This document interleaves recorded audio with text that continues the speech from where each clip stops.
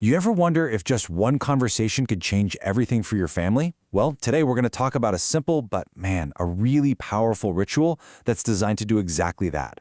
It's called the Family Reset Night, and it's all about creating a real structure for connection and healing, especially when things feel the hardest.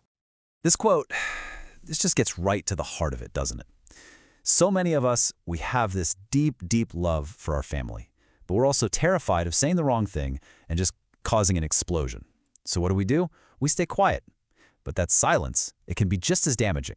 So let's look at how we can start to tackle that. So just imagine this for a second. What if you could create an environment where the truth doesn't actually break the room, but instead, it heals it? A place where being vulnerable is met with love, not with judgment. That's the big promise we're exploring today. So, the first big idea here is that this is not just another family meeting. No way. Calling it a ritual for healing is totally intentional. It lifts it up beyond some boring discussion and gives it this sense of sacredness and real purpose. And here we go. This is the core definition. I want you to notice the language here. A courage ritual. Right away, that acknowledges that this is going to be hard, that it takes bravery.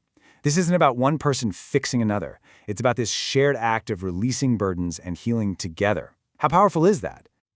Okay, and clarifying what this is and what it isn't is so important.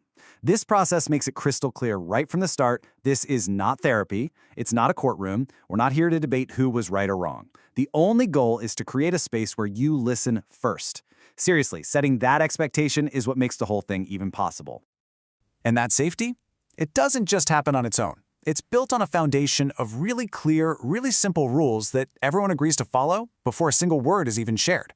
Let's take a look at them. These rules are everything. They're the foundation. Just think about them. What's shared here stays here. Boom. That builds trust. We are not here to fix. That just takes all the pressure off of having the perfect answer. And this one's my favorite. We speak truth, even if our voice shakes. That's a direct invitation to be brave, not to be perfect. And this just brilliantly lays out all the things we need to avoid. I mean, how many of us have had our pain met with, well, at least? Ugh. These guidelines are all about getting rid of those knee-jerk, defensive, and dismissive responses so that what's being shared can simply be heard and held. The preparation is so simple, and that's on purpose. You don't need any fancy setup. Just a quiet space, some chairs in a circle, maybe a single candle. The whole point is just to create an intentional atmosphere. The most important thing you bring isn't the furniture, it's an open heart. Okay, so we've set the stage, we know the rules, and now we get to the core of the ritual itself. This entire night is built around 3 specific, powerful questions that are designed to go straight to the heart of things. The very first question is this: what have I been carrying alone? This is just an open invitation to finally put down that heavy weight. It's about breaking the isolation that comes with pain or shame and finally bringing those hidden burdens out into the light. The second question, while it goes even deeper, what lie have I believed about myself? Whew, this one targets those toxic internal stories that hold us captive. The I'm not good enough or I'm a failure. Just speaking that lie out loud is the very first step in taking away its power. And this third question brings it all together into a real practical request. It's basically the antidote to that frustrating game of mind reading that we all play in family sometimes. Instead of just assuming people know what we need, the question is, what do you truly need? This teaches us how to make clear, honest requests for support. So what's the long-term impact of a practice like this? It's not just about one intense night of conversation. It's actually about building a whole new family culture. And the ripple effect over time is it's profound. It's like planting a tree. When a family learns this new rhythm of honest communication, it rewires everything. It grows these strong roots of forgiveness and healing, and it can literally stop generational patterns of pain from being passed down to the next branch of the family tree. And you want to know the most encouraging part? It just takes one night to start.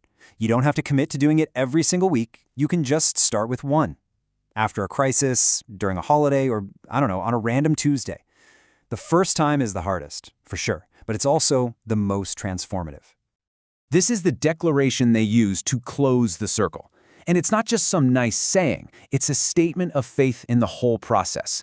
It reframes exposure not as something to be ashamed of, but as the very first step toward healing. It's powerful. And this, right here, is the ultimate takeaway. Secrecy, it suffocates a family's vitality. It just drains the life out of it. But truth, even when it's really, really difficult, is what allows a family to truly live. So I'm going to leave you with this question. What truth in your life is just waiting for a safe space to be spoken?